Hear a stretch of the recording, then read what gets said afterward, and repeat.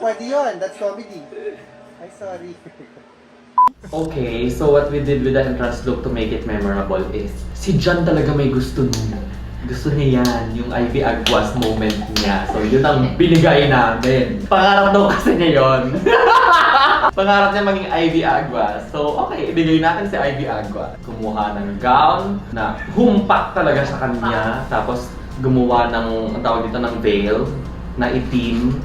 At gumawa ng customized na bulak-bulak dahil yun talagang bet niya. So it's just that simple, but it's John's dream that made it really important.